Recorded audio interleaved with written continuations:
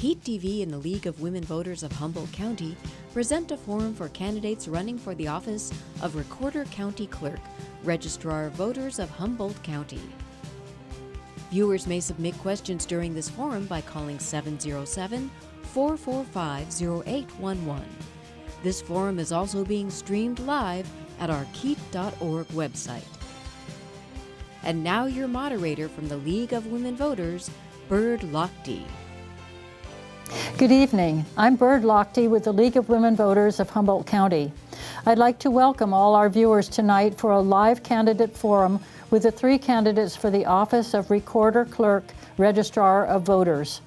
Candidates with us this evening are Juan Pablo Cervantes, Tiffany Hunt Nielsen, and Benjamin Hershberger. The League of Women Voters, a nonpartisan political organization, encourages informed and active participation in government, works to increase understanding of major public policy issues, and influences public policy through education and advocacy. The League never endorses candidates or political parties. We do take positions on issues after extensive study and member consensus. The League is dedicated to providing impartial information about voting and the political process. Before we begin our forum tonight, I'd like to share something with our candidates and the viewing audience. 32 years ago, it was suggested to the League board that we have television candidate forums. Board President Judy Bennett met with St. Clair Adams, Executive Director of KEET at that time, and he agreed, and so began our KEET partnership of candidate forums. A few years later, Carol Masterson, also a League board member, took over the job of facilitating these events with KEET. This past January, we lost Carol to leukemia, so I want to take this moment to express our gratitude for all she did to make these forums a success. We now have a committee doing what Carol did by herself for over 25 years. Thank you, Carol, and thank you, KEET. So to continue, League members are serving tonight as phone volunteers, question sorters, timekeeper, and courier.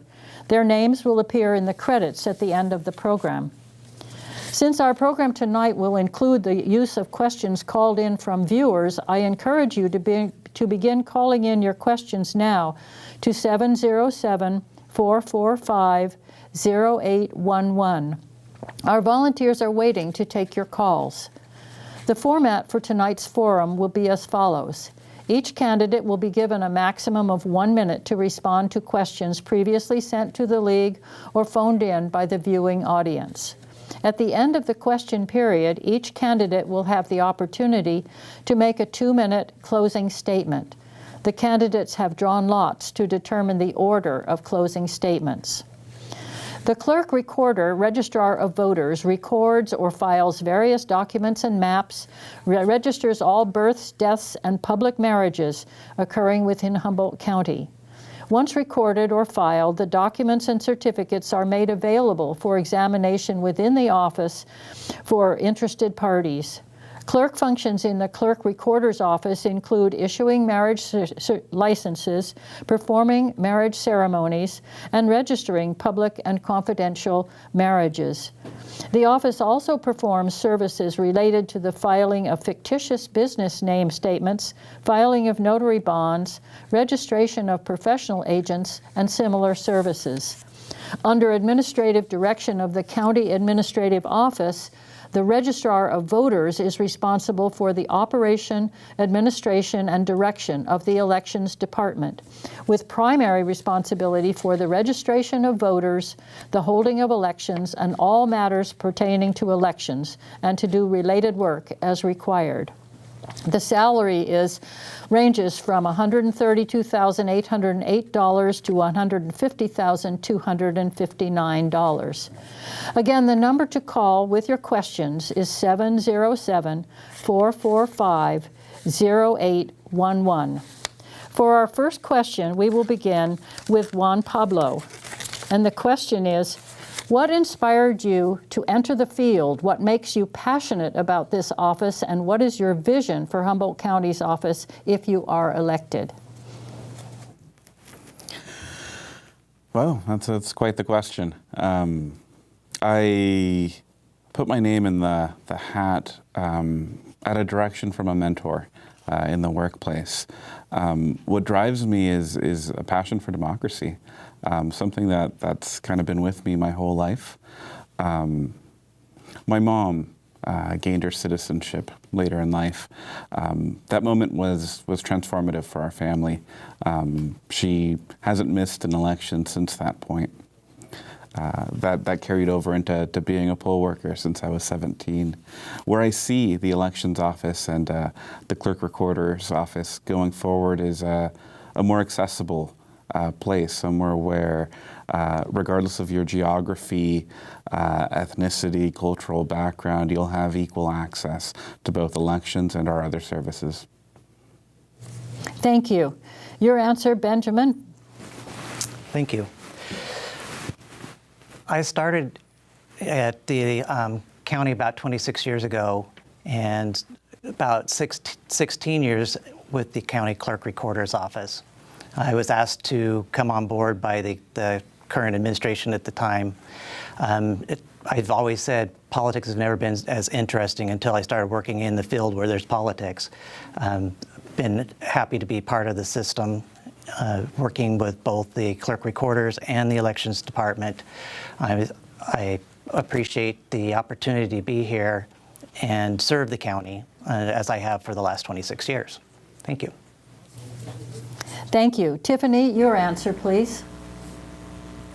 My long-term goal was always to become the elected official in this position. I started as a title assistant at the title company when I was I was 22 years old, and I started coming up to record documents in our office, and I really enjoyed the environment there.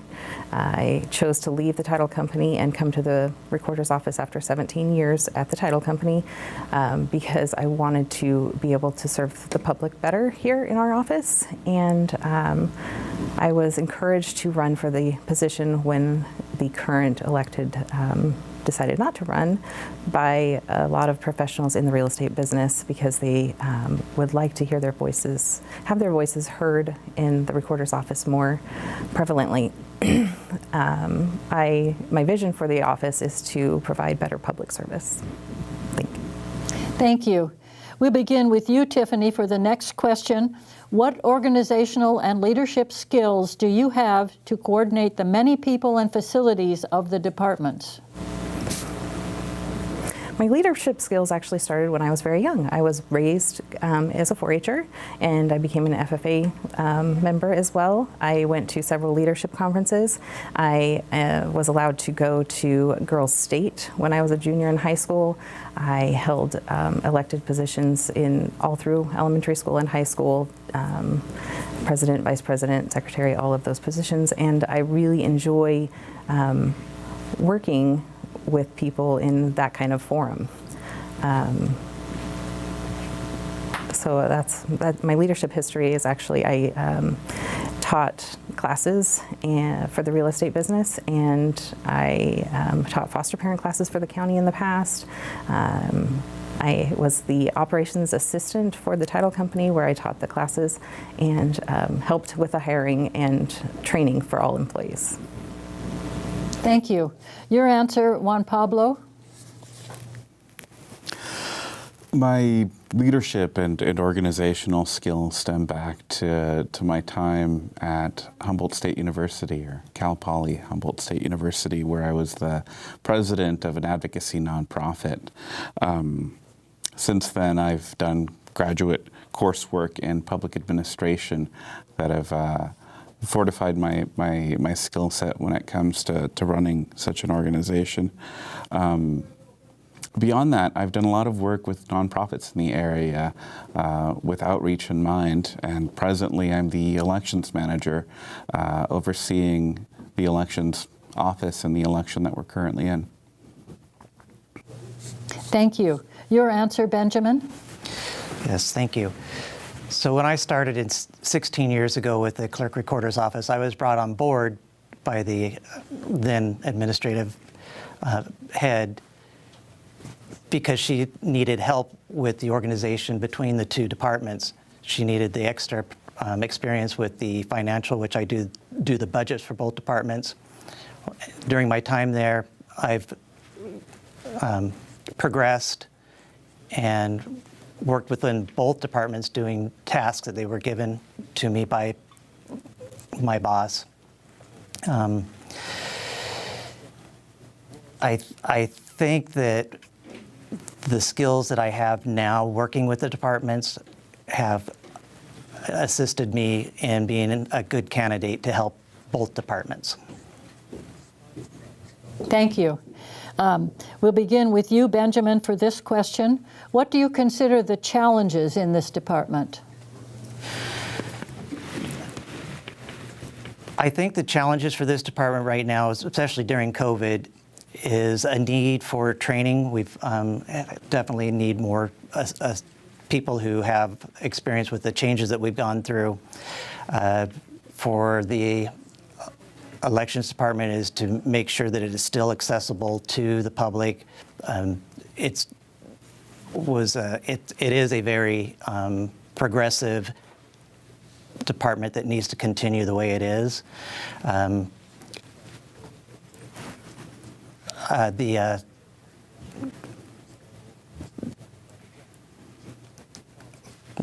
Yeah, thank you. Thank you. Thank you. Your answer, Tiffany? I see some challenges for the recorder's office as public service. Some people are dissatisfied with the service they've gotten. COVID did bring in a lot of challenges for our office because we don't have access to let everyone in like we used to. I think that that would be a very vital change for our entire office. For the registrar's office, I think that access is available to people, and I don't think that they're using it. I don't think that they're aware that they can access the department and gain voter confidence by asking questions in that office. I think that that's necessary for the public to do. Thank you. Your answer, Juan Pablo? The office is a two-part office with two different locations and two different sets of challenges. In elections, misinformation is something that we're constantly battling, as well as a changing field, both legally and practically when it comes to running elections. The other challenge that we face in elections is outreach. It's going out and not just registering more voters, but making our services for candidates more available broadly. In the recorder's office, the clerk recorder's office, customer service is one of those challenges that we need to begin addressing. In bureaucracy, it's often expected of you to have the right question in order to get to where you're wanting to go. And that's a paradigm that needs to shift to where you can come to our office and we can walk you through whatever process you need. The last challenge is being more transparent. Thank you. The next question, we will begin with you, Tiffany. Do you think voter disenfranchisement is a problem in our county? If so, who do you think is disenfranchised, and what would your plan be to address this? I think voter disenfranchisement is an issue for different cultures and different areas, and I believe that an outreach program for those different sources. We are very rural, and if we had perhaps satellite offices, probably not satellite offices because we can't really open an office, but I was thinking maybe we could have something mobile so people could outreach and go to public locations in our rural communities to help solve that issue. Answer, Benjamin? I don't see in Humboldt County that there's a problem with voter disenfranchisement. I believe that our department for the elections has been very progressive in reaching out to diverse populations in Humboldt County. We offer languages in Hmong and Spanish.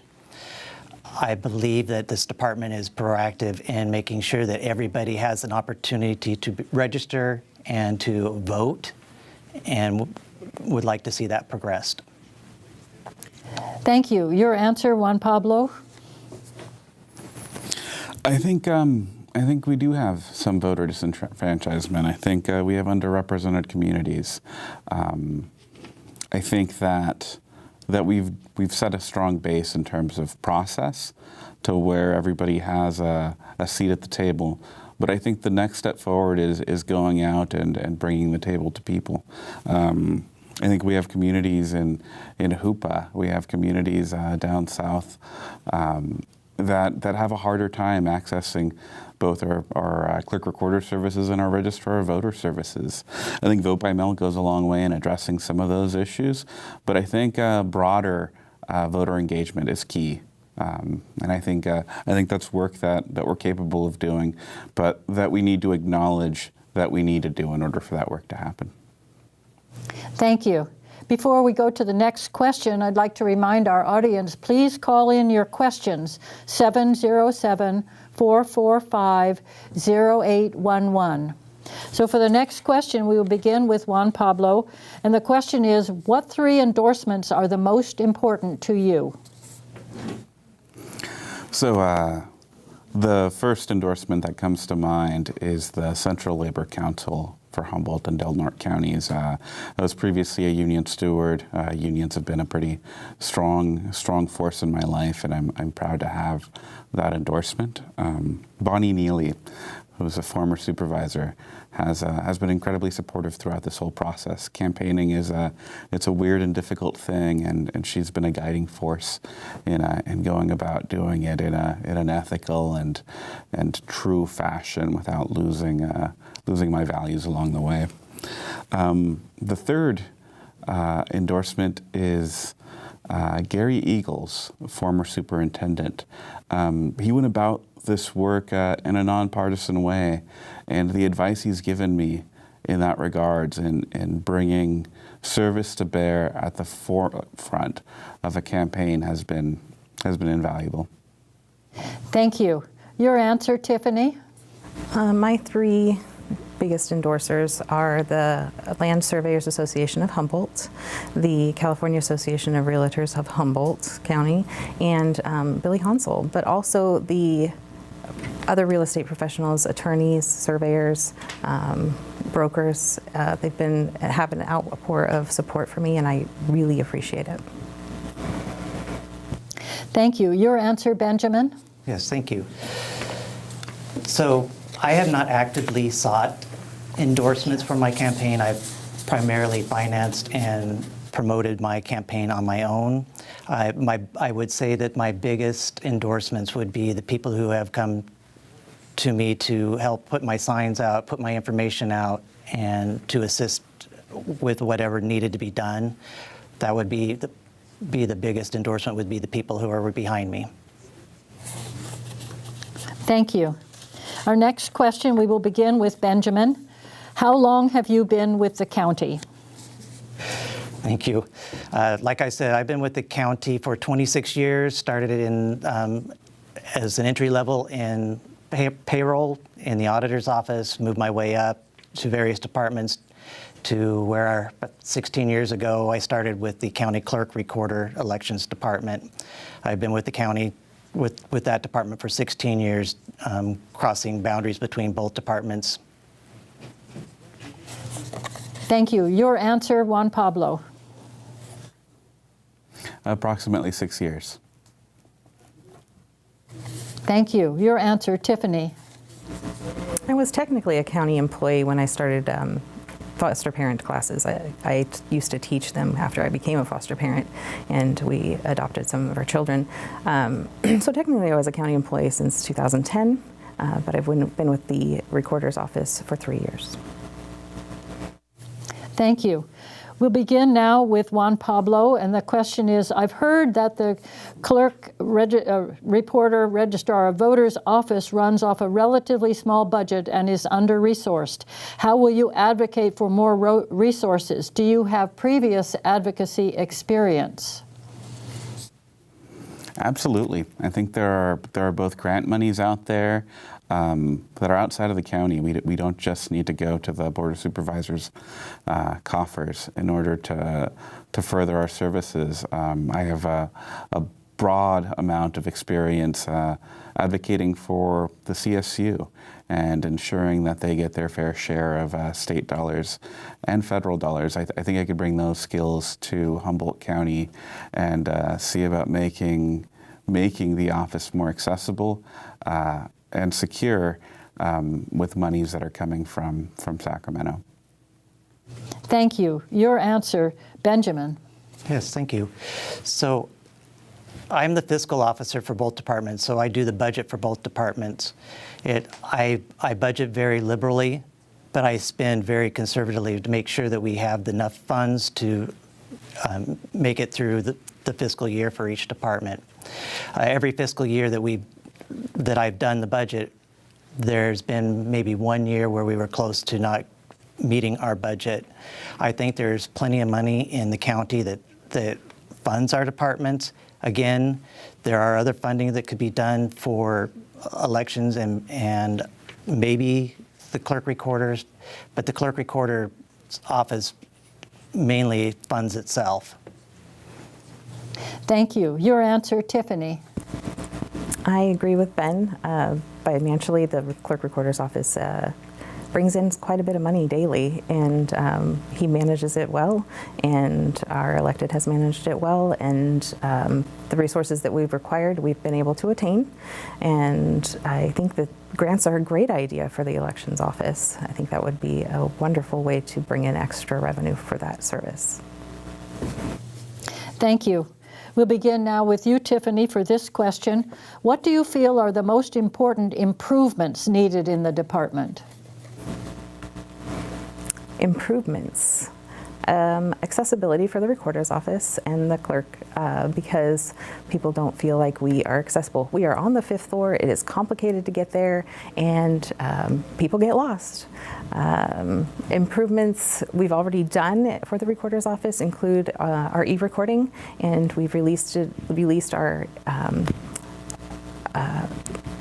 indexes to our website. People can purchase documents that we recorded yesterday. Okay, technically Friday because today's Monday.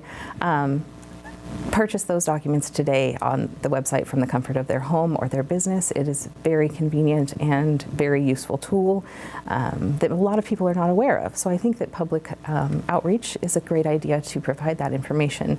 Also, public outreach for the elections office is an improvement that could be done. Thank you. Your answer, Juan Pablo? I think our website needs a fair amount of work. I think that's true across the county, but I think that's one of those places where we can see immediate change and a drastic improvement at a low cost. Customer service training is another one. I think we could benefit from being far more customer oriented. In bureaucracy, we're so risk adverse that sometimes customer service falls at the wayside, and I think that there are organizations out there serving the public in a secure and efficient way with a very resident-oriented focus. And the third thing is satellite services. Humboldt County is really big geographically. Getting a marriage license means something entirely different if you live in Hoopa as if you live in Eureka. I think that mobile services, some kind of vehicle that we can get out to the remote parts of Humboldt County once or twice a month would be key in addressing those issues. Thank you. Your answer, Benjamin? I think one of the biggest improvements that needs to be done is training and procedures in place for the hires that are there. One of my biggest issues right now in the department is that there are no procedures, that when new people come in, they get lost, and then that translates into confused services to the public. So I would encourage training in both departments and a stronger procedures system in place. Thank you. Please remember to call in your questions, 707-445-0811. For the next question, we will begin with Benjamin. What will you do to increase accessibility to the services from this department for marginalized communities in Humboldt County?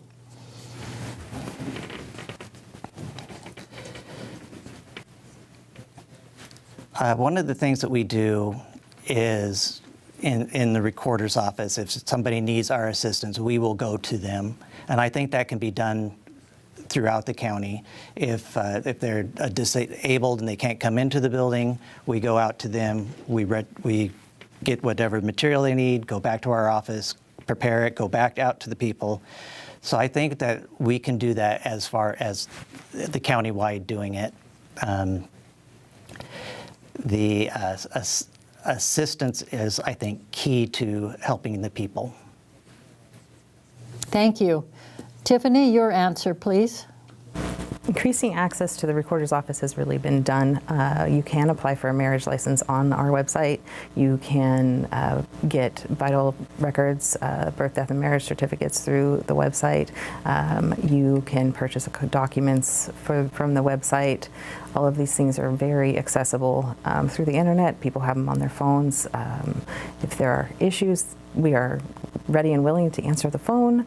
I'm happy to help people who come into the office. I think that we have to keep our documents as secure as possible also, so we have to remember that that is a major issue. So accessibility is important, but also security. Thank you. Your answer, Juan Pablo. I think we need to meet people where they're at. In Humboldt County, we have a diverse and broad array of people out in communities doing meaningful work, helping those communities in the ways that they need. I think our office can do a better job of engaging with those stakeholders in order to amplify our services amongst those communities. I think when it comes to accessibility, it changes from community to community. And we need to have those conversations so that we're offering the services that are being requested of us in the ways that they need to be offered. Thank you. Our next question will begin with Tiffany. How would you work to increase registration and voter participation in Humboldt County and in underrepresented groups? Outreach is important, getting out there and letting people know that's available. People that I've noticed don't enjoy being bombarded when they walk in to a supermarket and asked if they're registered to vote. I think there is a less invasive way to do that. I think mobile access would be a good way. I believe TV access. People need to know that they can register to vote online. They can accompany the elderly and help them with that. I think that's very important. Thank you. Your answer, please, Benjamin. I think that in this county, we have a lot of resources that we can use. We have public access television, we have community sponsors groups, and I think it would take a small team from the Registrar's office to work with those different departments to reach out to the community, build those satellite friendships and programs. So I think for getting out there to vote and getting them registered, we should be using a lot of the resources that we already have in this community. Thank you. Your answer, Juan Pablo. Voter registration and participation is something where we as a state do a lot of work in, whether that's the motor voter law that gets you registered at the DMV. There are laws that have us offer you voter registration when you're getting services through the Department of Health and Human Services. But there's another key there. There's a true engagement bit there that we can do a better job of doing. Those underrepresented communities are often asked to register to vote, sometimes with the mindset that we want their vote.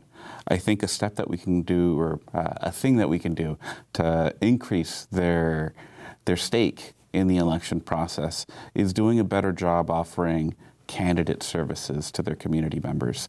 When a community has somebody from their community as a candidate on the ballot, their likelihood of wanting to participate and remain engaged is much higher. Voting for your neighbor does wonders for your participation. Thank you. For our next question, Juan Pablo, we will start with you. In your opinion, is this department too large? I don't think it is. I don't feel that it's too large. I think the connection there makes sense. We get notices to update our voter rolls from vital records. The workload does not seem such that one person can't oversee both offices. Yeah, I don't think it's too big, and I definitely think that there should be an elected official that oversees both offices. Thank you. Your answer, Tiffany? I think too large is an extreme. However, I do believe that there are times when one department gets more attention and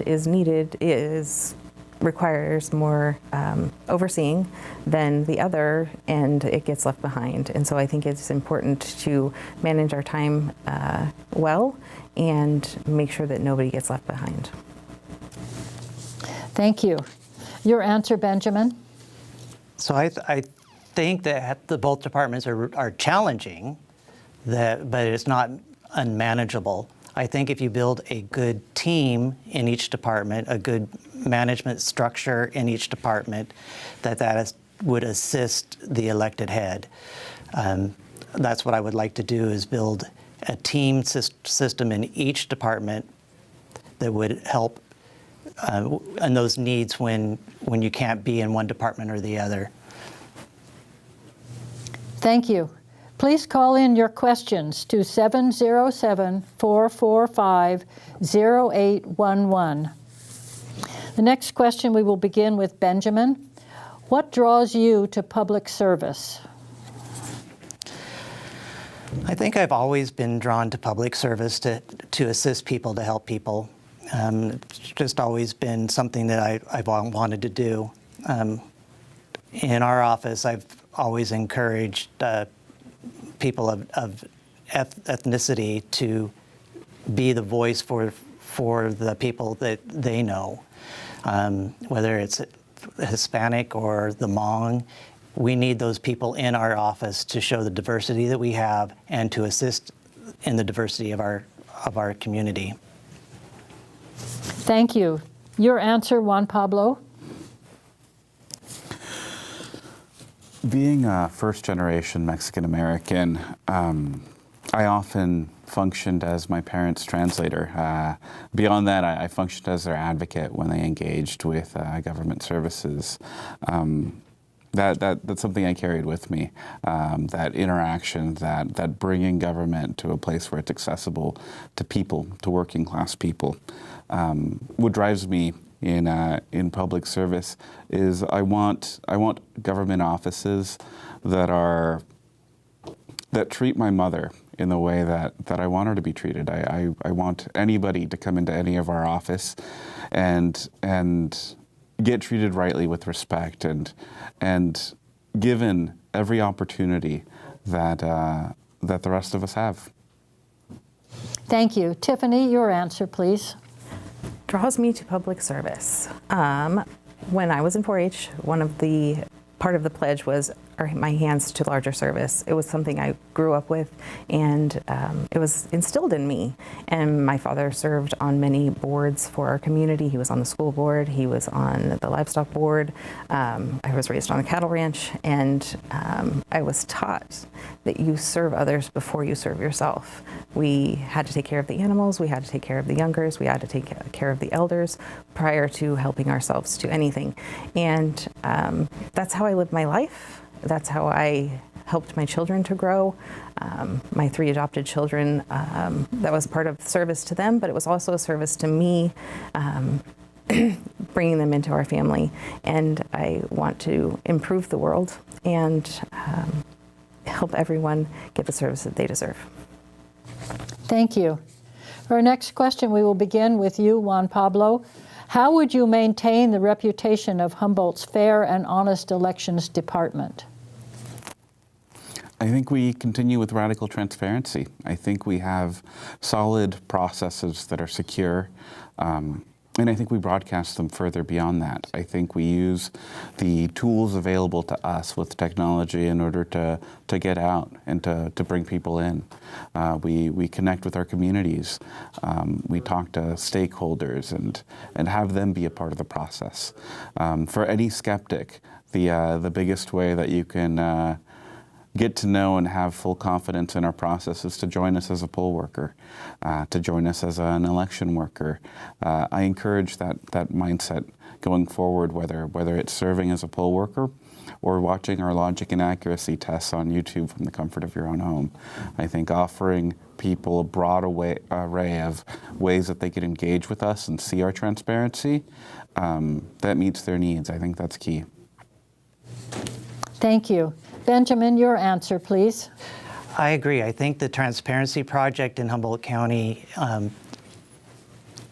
is unique in the nation, and I'm proud that we have that here. I've worked with it for the last 16 years, and it's always been amazing to me that if you want to know what's going on, you have a nonpartisan group that comes in and can get that out to the public. They don't just have to rely on the elections department to give them their information. They can go in and they get it from the public. The public is there being a hands-on assistant with us, keeping us honest, keeping us transparent, keeping us on the straight and narrow. Thank you. Tiffany, your answer, please. I think the reputation is amazing for our transparency, and our local elections are upheld to the utmost degree. I believe that people who have questions about that need to initiate observation, at least, if they don't want to be a poll worker, if they don't want to engage and go in depth into employment there, then they can just come and observe, or they can observe on the YouTube channels and see how things really do work to instill their confidence back. Thank you.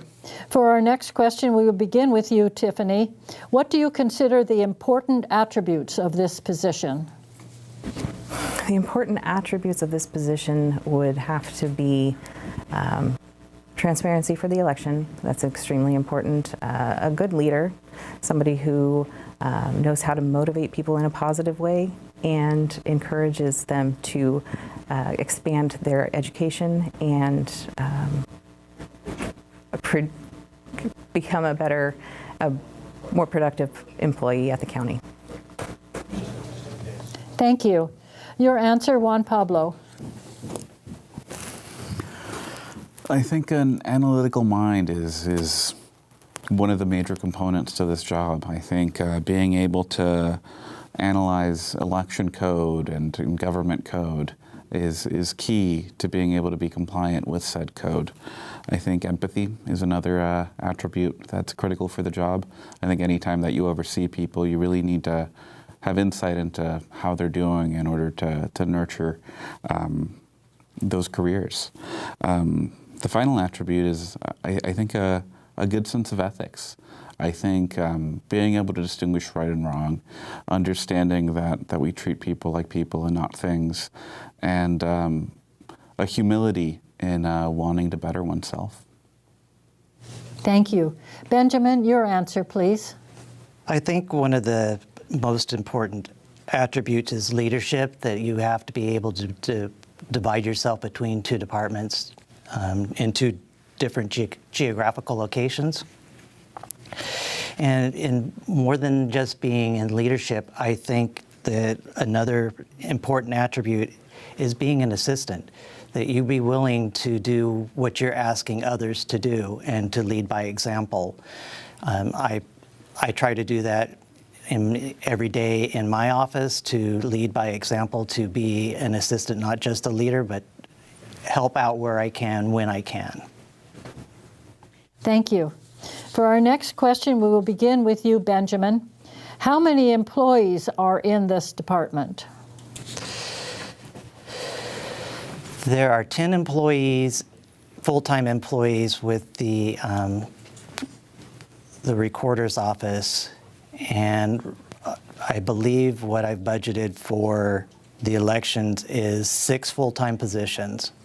So there's a total of 16 budgeted positions with the county clerk, recorder, registrar. Thank you. Your answer, please, Tiffany. Ben would know, so I'm going to go with 16 as well. Thank you. Your answer, Juan Pablo. I'll disagree.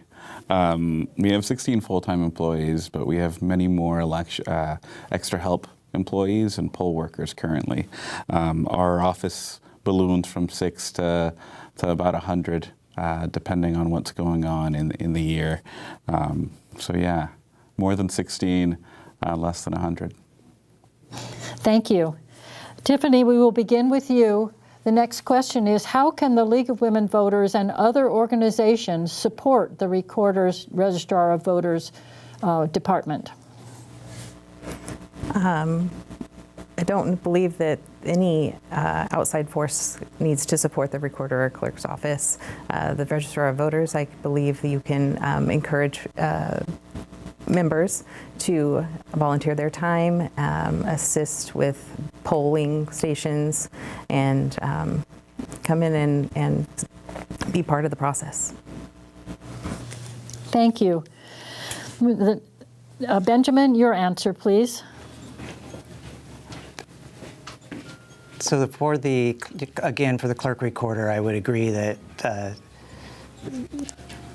I don't know how much assistance you could be offered doing that, but as far as the registrar, I believe we have a good partnership with the League of Women Voters. We rely on the League of Women Voters for finding where our polling places are, for any kind of assistance with voting drives, registering candidates, or the public, registering the public to vote. I think we have a good partnership. I think that kind of partnership can be broadened into other civic communities. Thank you. Your answer, Juan Pablo? Could you repeat the question, please? Yes. How can the League of Women Voters and other organizations support the Recorder and Registrar of Voters office? I think with feedback, engagement. I think you're in touch with members of the community at a level that surpasses where government's at currently, and engaging with our offices is a great way to make sure that we're expanding our services in the way that the public needs.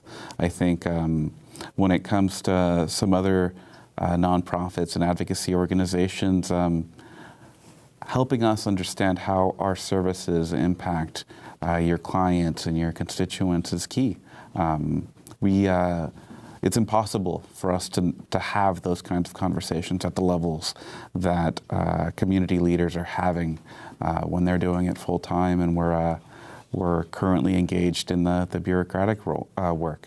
So having that conversation, I think would be critical. Thank you. For our next question, we will begin with you, Juan Pablo. What qualities do you look for in staff and volunteers? I think empathy. I think empathy is one of them. I think being able to, our work involves engaging with the public. It involves engaging with each other, having the ability to work with one another and to meet people where they're at is key. I think critical thinking is another one. I think our staff needs to have an understanding beyond rote memorization. They need to have an ability to deal with systems and relationships.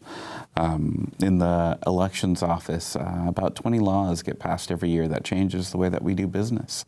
We have things like COVID that impact how we can run physical elections. Having staff that's able to empathize with the public, analyze the different situation and the different pieces of code that have been passed. That's key in doing our job. Thank you. Your answer, Benjamin? I think the qualities that we look for in employees is a willingness to learn. It's always a learning process where whatever you do, it's going to be a learning process. And I think Another quality that we look for is wanting to serve the community, wanting to serve people, wanting to do the best that we can to help out the community where we can, when we can, and how we can. So those are, I think, the biggest qualities I would look for in employees in the department. I also look for employees that would be able to assist in the other communities in our community, like the Hmong and the Spanish community.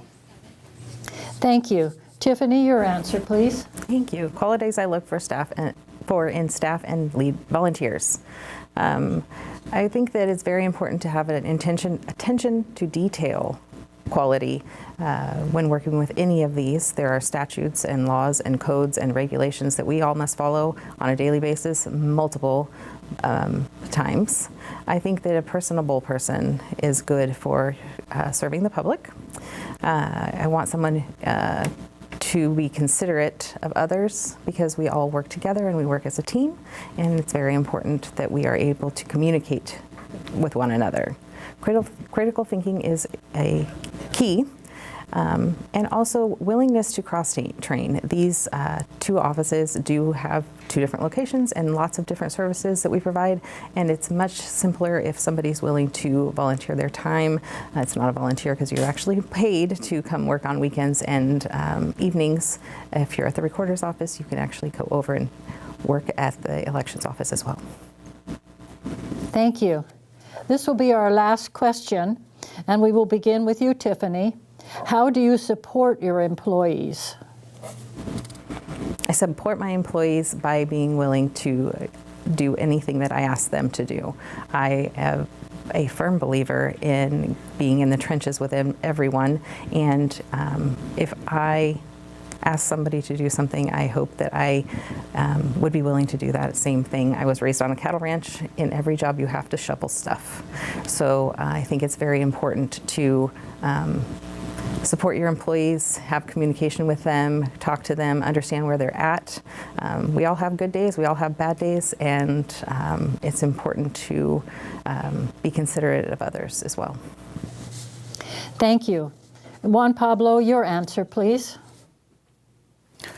I believe in the upside-down pyramid of leadership. My job is to support employees. That's first and foremost my job. Their job is to support each other and the public, and it goes on like that.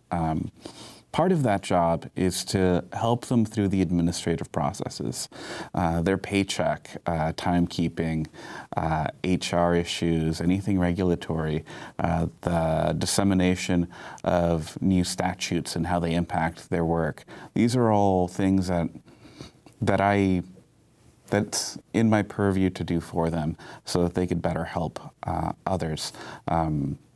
An election specialist shouldn't have to be a human resource specialist. They shouldn't have to be a finance specialist. It's part of my job to interface with those departments for them and to support them in those endeavors. Thank you. Benjamin, your answer, please. So how do I support the employees in my office?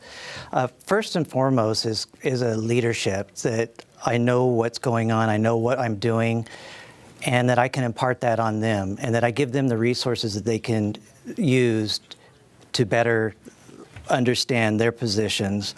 I think we have a large group that come in, and oftentimes there's people who just like, I need this, I need that. And a lot of people come to me and say, well, how do I do this? Or how do we get this done? And so I said, this is how you do it. This is what we have in place. Make sure you have your procedures. Go through the procedures. And if you need assistance, I will be there behind you and help you 100% of the way. Thank you. It's now time for our closing statements, and we will begin with Tiffany Hunt Nielsen. Thank you. I want to thank you for hosting this event tonight and allowing us to share our qualifications for the office. My expertise is with the land records.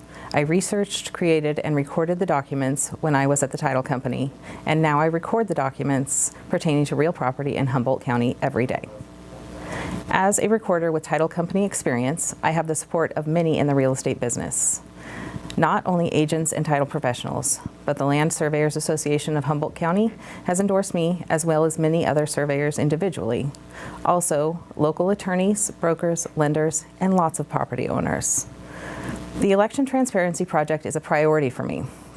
I will continue to provide Humboldt County with accurate, fair, and transparent elections. If I am elected to the County Clerk, Recorder, and Registrar of Voters position, I will implement an education program for our community to instill confidence in our voting process. I have lived in Humboldt County my entire life. I have deep roots here, and I am committed to our community. Over the last 20 years, I have proven experience in all aspects of the Clerk Recorder's office, on one side of the counter or the other. I have also worked in the Registrar's office during the last few election cycles, and I will continue to maintain the integrity of each and every election. I would appreciate your vote by mail or on June 7th. Thank you. Thank you. Your closing statement, Juan Pablo Cervantes. I'd like to thank the League to begin with. Having these events, engaging with voters and giving them the opportunity to get to know candidates it's a great help in increasing voter engagement. I appreciate the opportunity to have these conversations and to have people get to know me. My platform is one of transparent, accessible, and efficient government. I'm the only candidate with experience administering elections. I'm the only candidate with an educational background in public administration. These are the key components to what I'm running for. I'm running to make things more accessible to different parts of our communities, and I'm running with a mindset that I can keep things running smoothly and bring things forward. Kelly Sanders and Carolyn Cernich, our previous clerk, recorder, and registrars, have created a bedrock, a strong foundation for our processes. And I believe I'm the candidate with the vision to take things further and to expand on that with outreach and engagement at the forefront of where I see this office headed. Thank you. Thank you. Your closing statement, Benjamin Hershberger. Thank you for the opportunity to be here. It's been educational. It's been interesting. I've always said when I started out that I'm more of a support staff, and that's where I worked before. So no matter what happens, I will always be the support staff for whoever is elected in this position. I want you to know that I'm the only candidate that has 16 years experience between both offices, doing the jobs of both offices. I've done the finances for both offices. If you need to know what the fundings are, I've done that on a day-to-day basis. That's what happens in my office. I've expanded just beyond the fiscal officer of that department, that I even work as customer service for the clerks for doing vital records, birth, death, marriage records. I perform several marriages. On the election side, I've learned the election system. I was a part of the evaluation of the new election system we have with HART and with the new equipment that we use for doing the vote sorting machines. So I think I offer a lot of experience, not just in the clerk recorder, but 26 years with the county in whole, doing other departments.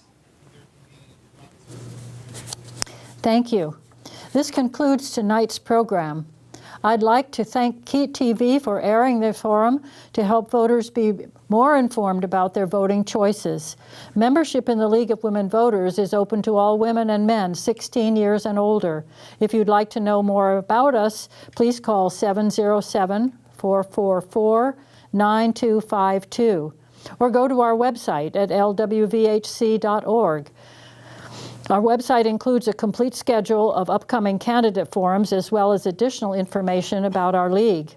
KEET will be airing 2 more candidate forums. The next one is Wednesday, May 25th at 7 p.m. for the Arcata City Council, and the last one on Wednesday, June 1st for Superior Court Judge. I'd like to urge all of our viewers to consider contributing to KEET-TV. It is through viewer memberships and contributions that KEET-TV can continue to present these programs, which are so important to our community. I'd like to thank those of you who took the time to email or phone in your questions. We have all gotten a clearer picture of the issues in our community because of your questions. And finally, I'd like to thank the candidates themselves for taking the time from their very hectic schedules to answer the questions of the voters. Thank you also for having the dedication to democracy to run for this important office. Thank you all for watching. Please return your vote by mail ballot through the U.S. mail into a secure drop box or at any polling place. Or you can turn it in at your own precinct on June 7th and vote in person. Power is in your vote. Please make democracy work. Thank you all, and good night.